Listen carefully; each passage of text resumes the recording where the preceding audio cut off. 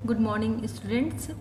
My self doctor Shilpi Jaiswal. आज हम लोग जिस टॉपिक पर डिस्कशन करेंगे वो है प्रेसिडेंट ऑफ इंडिया या भारत का राष्ट्रपति।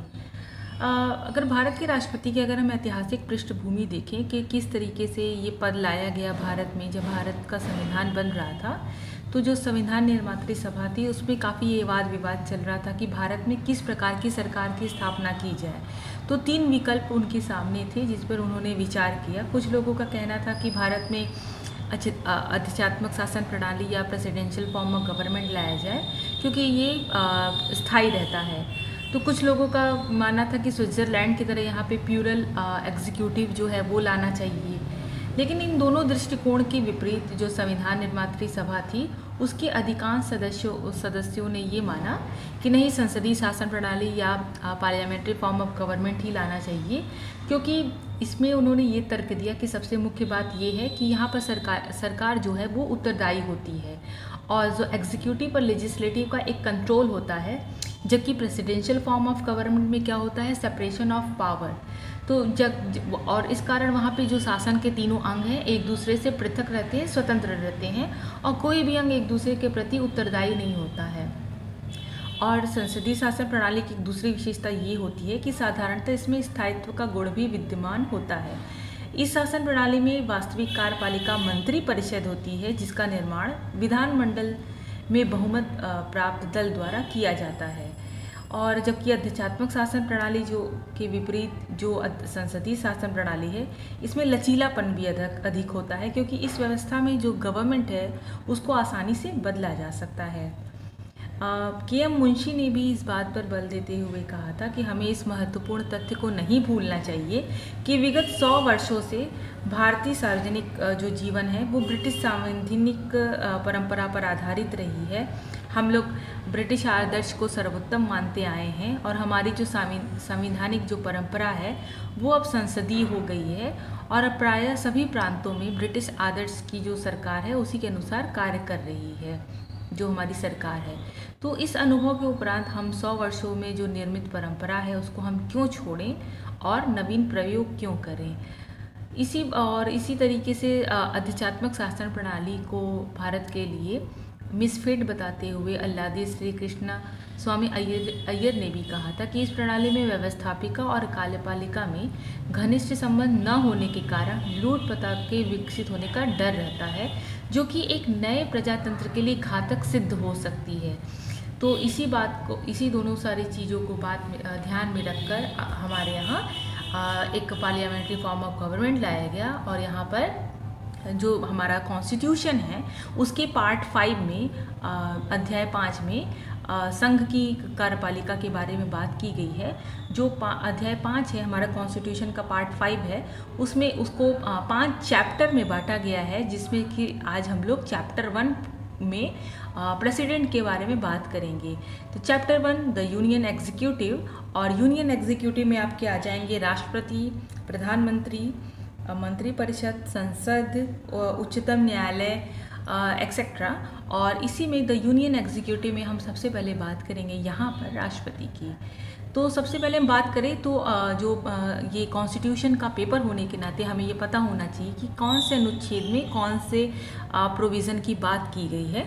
तो आर्टिकल जो 52 है, अनुच्छेद 52, ये कहता है कि भारत का एक राष्ट्रपति होगा और भारत का जो राष्ट्रपति है वो भारत का प्रथम नागरिक होता है। यह राष्ट्र का अध्यक्ष होता है और राष्ट्र की एकता, अखंडता और सुदृढ़ता का परिचायक होता है। संघ में जो कार्यपालिका है उसकी शक्तियां राष्ट्रपति को प्राप्त हैं, लेकिन वास्तविक जो पावर है वो प्रधानमंत्री और उसकी मंत्रिपरिषद में निहित होती है। भारतीय संविधान द्वारा अनुच्छेद 52 के माध्यम से राष्ट्रपति के पद का प्रावधान किया गया और 53 के तहत भारत के राष्ट्रपति अपनी कार्यपालिका संबंधी समस्त शक्तियों का प्रयोग स्वयं या अधीनस्थ अधिकारियों के माध्यम से करता है। अगर अनुच्छेद 54 में क्या बात की गई है, अनुच्छेद 54 में ये बात की गई है कि राष्ट्रपति का निर्वाचन कैसे होगा या उसके जो उसका इलेक्टोरल कॉलेज होगा वो कैसे होगा, वो कैसे इलेक्ट होता है।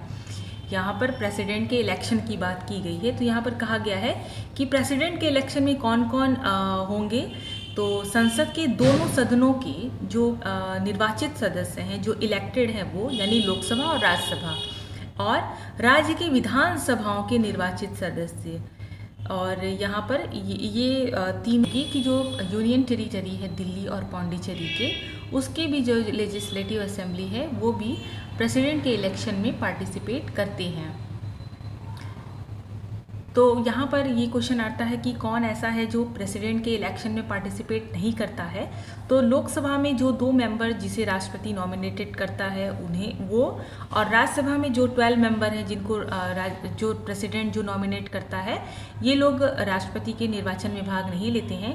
इसके द्वारा स्टेट लेजिस्लेटिव में यानी जो परिषद विधानसभा जो है उसके नॉमिनेटेड सदस्य भाग नहीं लेते हैं। इसके अलावा लेजिस्लेटिव काउंसिल यानी विधान परिषद जो है उसके मेंबर इसमें भाग नहीं लेते हैं।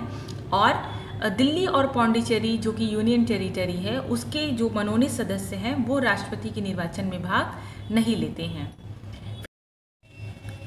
अगर हम लोग प्रेसिडेंट के पदावधि की बात करें कि राष्ट्रपति का टेन्योर कितना होगा, उसके पद की अवधि कितनी होगी, तो राष्ट्रपति अपने पद की धारण करने की तिथि से 5 वर्ष तक राष्ट्रपति रहेगा।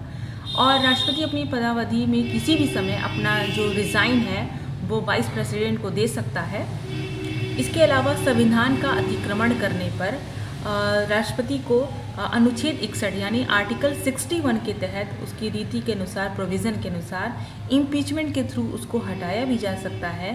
और राष्ट्रपति अपने पद की अवधि समाप्त होने पर तब तक पद पर रहेगा जब तक कि एक नया राष्ट्रपति इलेक्टेड होकर नहीं आ जाता।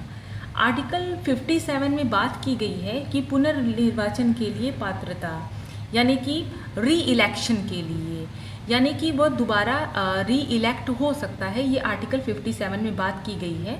संविधान में ये लिखा गया है कि भारत का राष्ट्रपति एक बार से अधिक बार भी निर्वाचित हो सकता है, क्योंकि हमारे संविधान में कहीं पे भी उपबंध नहीं है कि राष्ट्रपति के पुनर्निर्वाचन पर प्रश्न चिन्ह लगाया जा सके।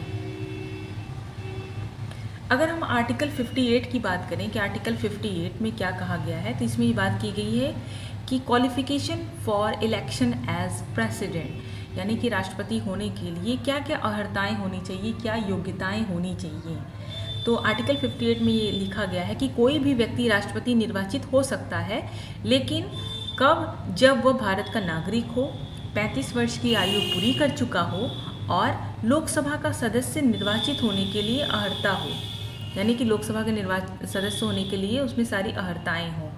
इसके साथ ही कोई व्यक्ति जो भारत सरकार के या किसी राज्य की सरकार के अधीन, किसी के नियंत्रण में, किसी स्थानीय या अन्य प्राधिकारी के अधीन यदि कोई लाभ के पद पर पे होता है या ऑफिस ऑफ प्रॉफिट के पे होता है, तो राष्ट्रपति निर्वाचित होने के लिए पात्र नहीं होगा। लेकिन यहाँ पर एग्जाम्पल भी इंडियन कॉन्स्टिट्यूशन में दिया गया है कि अगर वह संघ का राष्ट्रपति या उपराष्ट्रपति है या किसी राज्य का राज्यपाल है या यूनियन में या किसी स्टेट में मिनिस्टर है, तो वह इसे लाभ का पद नहीं माना जाएगा। तो यहाँ पर एक और क्वेश्चन आता है कि आर्टिकल 59 में यहाँ पर बात की गई है कि कंडीशन क्या है, what is the condition of president office, राष्ट्रपति के पद के लिए शर्तें क्या है। तो आर्टिकल 59 में कहा गया है कि राष्ट्रपति संसद के किसी सदन या किसी राज्य के विधानमंडल के किसी सदन का सदस्य नहीं होगा, और यदि संसद के किसी सदन या किसी राज्य के विधानमंडल मीन्स स्टेट लेजिस्लेटिव, जिसमें विधानसभा और विधान परिषद जो कहीं कहीं पे है वहाँ इसको मेंशन किया जाता है। तो किसी राज्य के विधानमंडल के किसी सदन का कोई सदस्य राष्ट्रपति निर्वाचित हो जाता है, तो ये समझा जाएगा कि उसने उस सदन में अपना स्थान राष्ट्रपति के रूप में जब पद ग्रहण करता है तो उस पद को, पहले वाले पद को वो छोड़ देता है, रिक्त कर देता है। दूसरा है कि राष्ट्रपति कोई अन्य लाभ का पद धारण नहीं करेगा। नेक्स्ट है कि राष्ट्रपति बिना किराया दिए अपने शासकीय निवासों का उपयोग जो है उसका हकदार होगा। इसके साथ ही उसे वेतन और भत्ते और विशेषाधिकारों का जो संसद विधि द्वारा जो भी पारित करेगी वो सारी चीज़ें उसको मिलेंगी, सारे उसको विशेषाधिकार मिलेंगे। और राष्ट्रपति की जो भी जो भी उपलब्धियां होंगी, जो भी उसके भत्ते होंगे, वह किसी भी दौरान उसके पदावधि के दौरान कम नहीं किए जाएंगे। आर्टिकल जो 60 है यानी अनुच्छेद जो 60 है वो बात करता है ओथ की, यानी राष्ट्रपति द्वारा जो शपथ लिया जाता है उसकी बात करता है कि वह एज अ जो राष्ट्रपति के पद का जो शपथ लेता है उसके बारे में बात करता है। और जब राष्ट्रपति जब शपथ लेता है तो वो उच्चतम न्यायालय के जो चीफ जस्टिस हैं उसके या उनके अनुपस्थिति में जो सीनियर जज होंगे सुप्रीम कोर्ट के, उनके समक्ष वो शपथ लेता है। आर्टिकल 61 क्या है? अनुच्छेद 61 ये बात करता है procedure for impeachment of the president, यानी कि राष्ट्रपति पर महाभियोग चलाने की प्रक्रिया। यदि आसान भाषा में कहें तो राष्ट्रपति को उनके पद से हटाने की जो प्रक्रिया है यानी जो महाभियोग है उसके बारे में जो पूरी जो डिटेल जो प्रावधान किया गया है वह अनुच्छेद 61 में किया गया है। तो यानी कि अनुच्छेद 61 या आर्टिकल 61 में क्या कहा गया है कि संविधान के अतिक्रमण के लिए ही राष्ट्रपति पर महाभियोग जब चलाना होगा तो इसी प्रक्रिया के सारे बारे में अनुच्छेद 61 में किया गया है। यहाँ पर ये कहा गया है अनुच्छेद 61 में कि राष्ट्रपति द्वारा संविधान का अतिक्रमण करने पर, यानी कि जब वो कॉन्स्टिट्यूशन का वॉयलेशन करते हैं तभी संसद को ये शक्ति है कि वह इम्पीचमेंट के थ्रू द्वारा राष्ट्रपति को हटा दे। महाभियोग संबंधी जो भी आरोप होंगे वह संसद के किसी भी सदन से लगाया जा सकता है, लेकिन शर्त इतनी होगी कि ऐसा करने से पहले 14 दिन पूर्व वो राष्ट्रपति को नोटिस देना होगा और नोटिस में ये बताना, और नोटिस में जो सदन के कुल सदस्य संख्या है उसका 1/4 यानी 1/4 सदस्यों द्वारा वो उस पर सिग्नेचर किया होना चाहिए। ऐसी स्थिति में जिस सदन द्वारा आरोप लगाया जाता है उस सदन की कुल सदस्य संख्या के 2/3 मेजॉरिटी में 2/3 बहुमत के द्वारा ये संकल्प पारित किया जाता है और अगले सदन के लिए भेज दिया जाता है जहां पर इन आरोपों की जांच की जाती है। दूसरे सदन में भी राष्ट्रपति अपना पक्ष रख सकता है और यदि ये जो आरोप किया गया है, ये जो अन्वेषण है कि राष्ट्रपति के विरुद्ध आरोप अगर सिद्ध हो जाता है तो ऐसी स्थिति में पारित किए जाने की स्थिति में उस तारीख से राष्ट्रपति को उसके पद से हटाना होगा।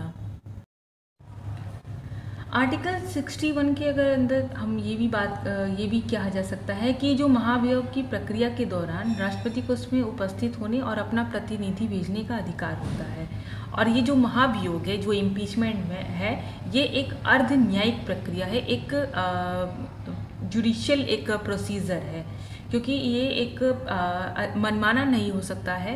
अगर राष्ट्रपति पर किसी भी तरीके का अगर आरोप लगता है कि उन्होंने संविधान का उल्लंघन किया है तो उसकी एक जांच होती है और इसी जांच के प्रक्रिया को ही एक अर्ध न्यायिक प्रक्रिया कहा जा सकता है। महाभियोग में जो शामिल होते हैं सदस्य, अगर हम उसकी बात करें तो संसद के दोनों सदनों के निर्वाचित सदस्य के अलावा जो मनोनीत सदस्य हैं वो भी इस प्रक्रिया में भाग ले सकते हैं, भले ही वो राष्ट्रपति के चुनाव में भाग नहीं लेते हैं तो भी। अगर हम आर्टिकल 62 की बात करें तो आर्टिकल 62 ये कहता है कि राष्ट्रपति के पद में रिक्ति को भरने के लिए जब वैकेंट हो जाती है प्रेसिडेंट का जो ऑफिस, तब और यानी कि राष्ट्रपति की रिक्ति को भरने के लिए निर्वाचन करते समय और आकस्मिक रिक्ति को भरने के लिए निर्वाचित व्यक्ति की पदावधि। तो यहाँ पर इस अनुच्छेद में ये बात की गई है कि राष्ट्रपति की पदावधि से अगर समाप्त होती है तो पदावधि समाप्त होने के पहले ही, उसके 5 साल पूर्व होने से पहले ही नया इलेक्शन हो जाना चाहिए और नया राष्ट्रपति जो है वह जब इनका टेन्योर पूरा हो जाएगा तो एज अ प्रेसिडेंट वो शपथ ग्रहण कर लेते हैं। तो नया राष्ट्रपति जो बनकर आएगा तो वह पूरे 5 साल के लिए रहेगा, यानी अपनी पद ग्रहण करने की तारीख से वो पूरे 5 वर्ष के लिए वो एज अ प्रेसिडेंट वो रहेगा। यहाँ पर एक और बात नोटिस की गई, अनुच्छेद जो 62 है उसका सब क्लॉज 2 में ये कहा गया कि अगर राष्ट्रपति द्वारा त्यागपत्र देने से या उसकी मृत्यु हो जाने से या उसको हटा देने से या किसी भी अन्य कारण से अगर उसका स्थान रिक्त होता है, वैकेंट होता है, तो उसके स्थान पर उपराष्ट्रपति जो है वह काम करेगा। और संविधान में ये भी व्यवस्था की गई है कि नए राष्ट्रपति का चुनाव जो है वो अधिक से अधिक 6 महीने के अंदर हो जाना चाहिए। लेकिन संविधान में इस बात का उल्लेख नहीं था कि यदि किसी कारण से प्रेसिडेंट और वाइस प्रेसिडेंट दोनों जो पोस्ट है वो एक साथ अगर वैकेंट हो जाता है तो ऐसी स्थिति में राष्ट्रपति के पद पर कौन कार्य करेगा। तो राष्ट्रपति डॉक्टर जाकिर हुसैन की मृत्यु के पश्चात प्रजा सोशलिस्ट पार्टी के एक सदस्य ने सदन का ध्यान इस ओर आकर्षित किया। संसद ने संविधान के अनुच्छेद 70 के अनुसार एक presidential discharge of function bill 1969 पारित किया, जिसके द्वारा ये प्रावधान किया गया कि यदि राष्ट्रपति और उपराष्ट्रपति के पद एक साथ अगर खाली हो जाते हैं तो सर्वोच्च न्यायालय का जो मुख्य न्यायाधीश है और उनकी अनुपस्थिति में सर्वोच्च न्यायालय का जो सीनियर जज है वो राष्ट्रपति के रूप में काम करेगा। इस बिल पारित होने के कुछ समय पश्चात ये समस्या उस समय उत्पन्न हुई जब तत्कालीन उपराष्ट्रपति वीवी गिरी ने, जो कि उस समय राष्ट्रपति जाकिर हुसैन की मृत्यु के बाद राष्ट्रपति के पद पर काम कर रहे थे, तो राष्ट्रपति के चुनाव लड़ने के लिए अपने पद से इन्होंने त्यागपत्र दे दिया था। तो ऐसी परिस्थिति में उपयुक्त अधिनियम के अनुसार सर्वोच्च न्यायालय के जो मुख्य न्यायाधीश थे उस समय हिदायतुल्लाह ने एक नए राष्ट्रपति के चुनाव होने तक राष्ट्रपति का जो पद ग्रहण किए रहे हुए। अगर हम लोग डिस्कशन करें कि प्रेसिडेंट ऑफ इंडिया के, भारत के राष्ट्रपति के क्या क्या पावर हैं, इनकी क्या शक्तियां, इनके क्या कार्य हैं, तो इनके कार्यों को निम्न पार्ट में डिवाइड किया जा सकता है। एग्जीक्यूटिव पावर यानी कि कार्यपालिका संबंधी शक्तियां, लेजिस्लेटिव यानी कि विधायी शक्तियां, फाइनेंशियल पावर यानी वित्तीय शक्तियां, जुडिशियल पावर यानी कि न्यायिक शक्तियां, डिप्लोमेटिक यानी कि कूटनीतिक शक्तियाँ, मिलिट्री यानी सैन्य संबंधी शक्तियाँ, और इमरजेंसी पावर जो कि काफ़ी इम्पॉर्टेंट है यानी आपातकालीन शक्तियाँ। एग्जीक्यूटिव पावर जो है प्रेसिडेंट का यानी कि कार्यपालिका संबंधी शक्तियाँ, यहाँ पर कार्यपालिका संबंधी शक्तियों के अंतर्गत हम देख सकते हैं कि जो आर्टिकल 53 का सब क्लॉज 1 है उसके अंतर्गत ये कहा गया है कि संघ की कार्यपालिका शक्ति राष्ट्रपति में निहित है, जिसका स्वयं या तो वो स्वयं या अपने अधीनस्थ पदाधिकारियों द्वारा वो अपना कार्य करेगा। संविधान के अनुच्छेद 74 सब क्लॉज 1 में भी ये कहा गया है कि राष्ट्रपति को मंत्रणा या सलाह देने के लिए एक मंत्री परिषद का प्रावधान होगा, जिसका प्रधानमंत्री होगा। इसके अलावा भारत सरकार की जो समस्त शासन संबंधी कार्य हैं वो राष्ट्रपति के नाम से ही किए जाते हैं। और एग्जीक्यूटिव पावर में ये भी है कि राष्ट्रपति जो है वो सारी नियुक्तियां करता है, वो सारे अपॉइंटमेंट्स करते हैं। तो यहाँ पर आप देख सकते हैं कि वह कैग की अपॉइंटमेंट करता है, ये कंट्रोलर एंड ऑडिटर जनरल, जिसका कि उल्लेख आर्टिकल 148 में किया गया है। इसके अलावा वह चीफ इलेक्शन कमीशन यानी मुख्य चुनाव आयुक्त व अन्य चुनाव आयुक्तों की नियुक्ति करता है। इसके अलावा यूपीएससी के चेयरमैन और उनके मेंबर्स की और स्टेट गवर्नर यानी राज्यपालों की नियुक्ति करता है। और फाइनेंस कमीशन ऑफ इंडिया यानी वित्त आयोग के अध्यक्ष व सदस्यों की नियुक्ति राष्ट्रपति द्वारा किया जाता है। इसके साथ ही साथ राष्ट्रपति जो है वह एक अंतर्राज्यीय परिषद की भी स्थापना करता है यानी कि इंटर स्टेट काउंसिल की, जिसके अंतर्गत केंद्र और राज्य व विभिन्न राज्यों के मध्य सहयोग व समन्वय स्थापित किया जा सके। इसके साथ ही साथ वह अनुसूचित क्षेत्र व अनुसूचित जनजातियों की प्रशासकीय शक्ति रखता है और किसी भी क्षेत्र को अनुसूचित क्षेत्र घोषित कर सकता है। इसके साथ ही ये यूनियन टेरिटरी के जो एडमिनिस्ट्रेटर होते हैं उनको नियुक्त कर सकता है। इसके अलावा राष्ट्रपति जो है वह अपने कार्यकारी शक्तियों के अंतर्गत प्रधानमंत्री से ऐसे निर्णय का प्रतिवेदन भेजने के लिए कह सकता है जो किसी मंत्री द्वारा लिया गया हो परंतु मंत्रिपरिषद ने इसका अनुमोदन न किया हो। इसके अलावा राष्ट्रपति जो है वो वित्त आयोग का गठन करता है यानी फाइनेंस कमीशन का, जो कि केंद्र और राज्य के मध्य राजस्व बंटवारे हेतु होता है। राष्ट्रपति विभिन्न आयोगों की भी नियुक्ति करता है, जैसे कि अनुसूचित जाति, अनुसूचित जनजाति व अन्य पिछड़ा वर्गों के लिए आयोगों का गठन करता है। राष्ट्रपति विधायिका के प्रस्तावों व संघ के प्रशासनिक कार्यों से संबंधित जानकारी की मांग भी प्रधानमंत्री से कर सकता है। अगर हम बात करें लेजिस्लेटिव पावर की, यानी कि जो इसकी विधायी शक्तियां हैं राष्ट्रपति की, वो क्या है। राष्ट्रपति संसद की बैठक बुला सकता है और सत्रावसान कर सकता है, डिसॉल्व कर सकता है लोकसभा को। यहाँ ध्यान रखना होगा कि राज्यसभा का विघटन नहीं हो सकता है, लोकसभा का विघटन कर सकता है और संसद का जो संयुक्त अधिवेशन है उसका आह्वान करता है। और यहाँ ध्यान रखना होगा कि जो संसद का जो संयुक्त अधिवेशन होता है, जो ज्वाइंट मीटिंग होती है, उसका जो हेड होता है, उसकी जो अध्यक्षता होती है वो लोकसभा अध्यक्ष करता है। प्रत्येक वर्ष संसद के प्रथम अधिवेशन और प्रत्येक नए चुनाव के बाद राष्ट्रपति संसद को संबोधित करता है। संसद में लंबित किसी विधेयक, किसी बिल के मामले में संसद को संदेश भेजने की जो शक्ति होती है वो राष्ट्रपति के पास होती है। इसके अलावा राष्ट्रपति लोकसभा व राज्यसभा के अध्यक्ष व उपाध्यक्ष की रिक्तता की स्थिति में सदन के किसी भी सदस्य को अध्यक्षता सौंप सकता है।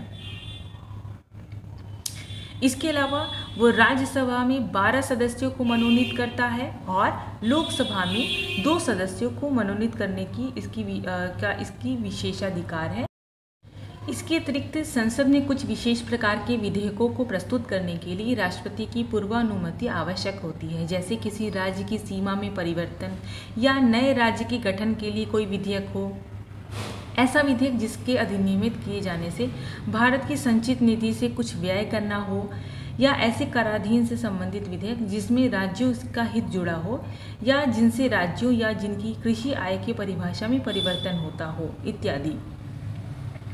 यदि कोई विधेयक संसद द्वारा पारित होकर राष्ट्रपति के पास भेजा जाता है तो वह उसे स्वीकृति दे सकता है या अपनी स्वीकृति सुरक्षित रख सकता है, अथवा विधेयक को संसद के पास पुनर्विचार के लिए लौटा सकता है। यहाँ पर ये ध्यान देने योग्य बात है कि धन विधेयक को राष्ट्रपति संसद के पुनर्विचार के लिए वापस नहीं लौटा सकता।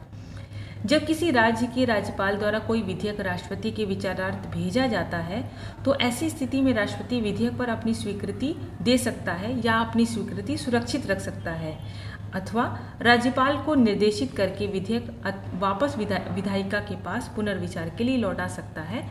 इसका प्रावधान अनुच्छेद 200 यानी 200 में किया गया है। इसके अलावा जो इसकी अन्य विधायी कार्य हैं उसमें ये कर सकता है कि नियंत्रक व महालेखा परीक्षक यानी कंट्रोलर एंड ऑडिटर जनरल, संघ लोक सेवा आयोग यानी यूपीएससी और वित्त आयोग व अन्य की रिपोर्ट वो संसद के समक्ष रखता है।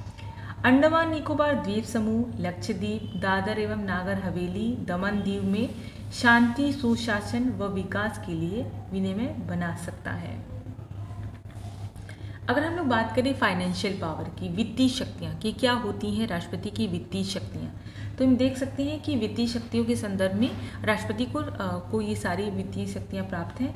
जैसे कि धन विधेयक को राष्ट्रपति की पूर्व अनुमति से ही संसद में पेश किया जा सकता है। राष्ट्रपति के पास जो भारत की आकस्मिक निधि होती है यानी कंटीजेंसी फंड, वो राष्ट्रपति के अंडर में ही होती है और राष्ट्रपति जो है इसका प्रयोग किसी भी स्थिति के लिए कर सकता है। वार्षिक वित्तीय विवरण यानी जो केंद्रीय बजट है वो संसद के समक्ष राष्ट्रपति द्वारा ही प्रस्तुत किया जाता है, रखा जाता है और अनुदान की कोई भी मांग उसकी सिफारिश के बिना नहीं किया जा सकता है। अगर हम जुडिशियल पावर की बात करें, न्यायिक शक्तियाँ क्या है राष्ट्रपति की, तो न्यायिक शक्तियों के अंतर्गत वो क्या करता है कि राष्ट्रपति उच्चतम न्यायालय के मुख्य न्यायाधीश व अन्य न्यायाधीशों की नियुक्ति करता है और इसके साथ ही साथ वो राज्यों के हाई कोर्ट के जजों की भी नियुक्ति करता है। इसके अलावा जो प्रेसिडेंट है वो सुप्रीम कोर्ट के जज से विधिक सहायता ले सकता है, जिसका उल्लेख जो है वो आर्टिकल 143 में किया गया है। लेकिन राष्ट्रपति को जो जज जो सलाह देंगे वो राष्ट्रपति के लिए बाध्यकारी नहीं होगा। आर्टिकल 72 के तहत किसी भी अपराध के लिए दोष सिद्ध व्यक्ति को राष्ट्रपति क्षमा कर सकता है। इसके अलावा वह दंडादेश का निलंबन, प्राण स्थगन, राहत और माफ़ी प्रदान कर सकता है। और ऐसे मामले निम्नलिखित हैं जिनमें कि राष्ट्रपति के पास ऐसी शक्ति होती है। जब दंड अथवा दंड का आदेश किसी ऐसे कानून के उल्लंघन के लिए दिया गया हो जो कि संघ की कार्यपालिका शक्ति के अंतर्गत आता हो, या वह सैन्य न्यायालय से दंडित हो, और वे सारे दंड जिसका स्वरूप मृत्युदंड हो। डिप्लोमेटिक पावर के अनुसार ये हम देख सकते हैं कि जो अंतर्राष्ट्रीय संधि वो समझौते होते हैं वो राष्ट्रपति के अप्रूव के द्वारा ही होते हैं, राष्ट्रपति के नाम के से ही होते हैं। और जो राष्ट्रपति होते हैं वह एक इंटरनेशनल फोरम में वो इंडिया के एज अ रिप्रेजेंटेटिव के रूप में रिप्रेजेंट किए जाते हैं, वो भारत के प्रतिनिधि के रूप में रहते हैं। मिलिट्री पावर की बात करें यानी कि सैन्य शक्तियों की, जो राष्ट्रपति हैं वो भारत की सेना के सर्वोच्च सेनापति होता है, और वह आर्मी, नेवी और एयरफोर्स यानी कि जल, थल और वायु इन तीनों सेनाओं के प्रमुखों की नियुक्ति करता है। इसके अलावा संसद की अनुमति से वह किसी युद्ध की घोषणा या समाप्ति की घोषणा कर सकता है। इमरजेंसी पावर की बात करें तो प्रेसिडेंट की जो इमरजेंसी पावर है वो उसका जो डील में जो किया गया अनुच्छेद में वो है राष्ट्रीय आपात यानी नेशनल इमरजेंसी, जो आर्टिकल 352 के अंतर्गत इसकी बात की गई है। स्टेट इमरजेंसी यानी कि राष्ट्रपति शासन जो कि राज्यों में लगता है, इसकी बात की गई है अनुच्छेद 356 और 365 में। और वित्तीय आपात यानी फाइनेंशियल इमरजेंसी जो कि अनुच्छेद 360 में बात की गई है। तो इसको बात करने के लिए हम ये कहेंगे कि यहाँ पर इसके लिए हम वीडियो बना देंगे, यहाँ पर हम लोग और डील में बात करते हैं, क्योंकि यहाँ पर इस वीडियो में इसको डील में डिस्कशन जो करना है वो थोड़ा सा संभव नहीं हो पाएगा, तो इसके लिए मैं अलग से एक वीडियो बना दूँगी। वीटो पावर की बात करें कि वीटो पावर क्या है राष्ट्रपति की, यानी कि जो राष्ट्रपति का जो वीटो पावर वो क्या है। वीटो पावर को हम निषेधाधिकार शक्ति भी हिंदी में कह सकते हैं। इसका क्या मतलब होता है कि सामान्यतः हर देश में कार्यपालिका का जो प्रमुख होता है उसको ये शक्ति दी जाती है कि वह विधायिका द्वारा या लेजिस्लेटिव द्वारा जो विधेयक पारित होता है उसको वो अधिनियम बनने से रोक सके। और ये शक्ति आप सभी जानते हैं कि जब भी पार्लियामेंट से कोई लॉ बनता है, जब वो बिल रहता है, वो लॉ तब बनेगा जब प्रेसिडेंट उस पर जब सिग्नेचर कर देता है तो वो बिल से लॉ में कन्वर्ट हो जाता है। तो यहाँ पर जो वीटो पावर है वो इसी बात करता है कि जो पारित जो विधेयक है उसको अधिनियम बनने से, उसको कानून बनने से जो रोक सके, उसी को कहते हैं वीटो पावर। तो ये वीटो पावर क्यों दिया गया है भारतीय संविधान के अंतर्गत, तो यहाँ पर दो कारणों से दिया गया है। पहला कि यदि विधायिका कोई ऐसा कानून बनाती है जो कि संविधान की मूल भावना के विपरीत हो तो उसे रोका जा सके, और दूसरा कि यदि विधायिका ने कानून के कुछ पक्षों का पर्याप्त विचार विमर्श न किया हो या जल्दबाजी में उसको पारित कर दिया हो तो उसे सुधारा जा सके। जो संविधान का अनुच्छेद 111 है यानी 111, उसके अंतर्गत विधेयक के संदर्भ में राष्ट्रपति के पास 3 विकल्प होते हैं कि या तो वो अपनी सहमति दे दे, दूसरा वह अपनी सहमति को सुरक्षित रखे, और तीसरा ये है कि धन विधेयक को छोड़कर विधेयक को पुनर्विचार के लिए वो संसद को वापस लौटा दे। ऐसी स्थिति में क्या होता है कि यदि संसद विधेयक में संशोधन करके या बिना संशोधन किए किसी विधेयक को राष्ट्रपति के पास वापस भेजती है तो राष्ट्रपति को उस पर अपनी सहमति देनी ही पड़ती है। विधेयक को अपने पास सुरक्षित रखने की शक्ति इसलिए प्रदान की गई है कि राष्ट्रपति किसी असंवैधानिक विधान को रोक सके, कोई ऐसे बिल को लॉ न बनने दे जो कि कॉन्स्टिट्यूशन के अगेंस्ट हो, और ऐसे विधेयक को देश हित के लिए वो रोका जा सके। अगर हम बात करें राष्ट्रपति के वीटो संबंधी कुछ महत्वपूर्ण बात की, तो 1954 में जो तत्कालीन राष्ट्रपति डॉक्टर राजेंद्र प्रसाद थे, उनके पास पेप्सू का एक विधेयक आया था जिसको उन्होंने अपनी स्वीकृति को रोक कर रखा, यानी आंतरिक वीटो का प्रयोग किया, जिसको कि इंग्लिश में हम एब्सोल्यूट वीटो कह सकते हैं। कारण ये था कि उस समय पेप्सू राज्य में राष्ट्रपति शासन लागू था। इसी तरीके से 1991 में राष्ट्रपति आर वेंकट रमन द्वारा संसद सदस्यों के वेतन भत्ते व पेंशन संशोधन विधेयक पर भी एब्सोल्यूट वीटो का प्रयोग किया गया। और एब्सोल्यूट वीटो ये होता है कि इसके अंतर्गत विधेयक को सुरक्षित रखने का अधिकार राष्ट्रपति के पास होता है। इसमें राष्ट्रपति विधेयक को अपने पास सुरक्षित रख लेता है और इसका प्रयोग गैर सरकारी सदस्यों के विधेयकों के संबंध में और सरकारी विधेयकों के संदर्भ में भी किया जा सकता है। फिर 1986 में तत्कालीन राष्ट्रपति जैल सिंह द्वारा पॉकेट वीटो का प्रयोग किया गया था, जो कि भारतीय डाक संशोधन विधेयक के संदर्भ में किया गया था। संविधान संशोधन संबंधित अधिनियमों में राष्ट्रपति के पास किसी भी प्रकार की वीटो पावर नहीं होती है। अगर हम बात करें ऑर्डिनेंस पावर की या ये बात करें कि राष्ट्रपति का जो ये अध्यादेश संबंधी जो शक्ति है वो क्या होता है, इसकी बात की गई है अनुच्छेद 123 में, यानी आर्टिकल 123 में। ये एक ऐसी शक्ति है जिसे कि अध्यादेश या ऑर्डिनेंस कहा जाता है। ऐसी शक्ति का प्रयोग केवल भारत के राष्ट्रपति द्वारा ही किया जाता है। भारतीय संविधान में अध्यादेश का प्रावधान भारत शासन अधिनियम 1935 से लिया गया है। इस शक्ति का प्रयोग अप्रत्याशित व अविलंबनीय मामलों में निपटने के लिए किया जाता है। इसका प्रभाव व शक्तियां संसद द्वारा बनाए गए कानून के तरह ही होता है, परंतु यह प्रकृति से अल्पकालीन होती है। ये काफ़ी छोटे अवधि के लिए ही बनती है।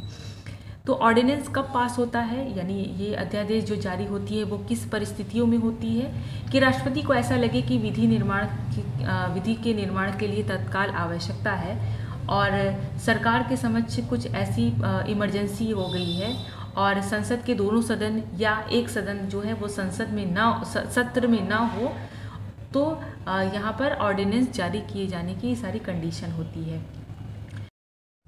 राष्ट्रपति संघ सूची व संवर्धित सूची से संबंधित विषयों पर अध्यादेश जारी करता है और यदि किसी राज्य में राष्ट्रपति शासन हो अथवा राष्ट्रीय आपातकाल लगा हो या नेशनल इमरजेंसी लगा हो तो राष्ट्रपति राज्य सूची पर भी अध्यादेश जारी कर सकता है।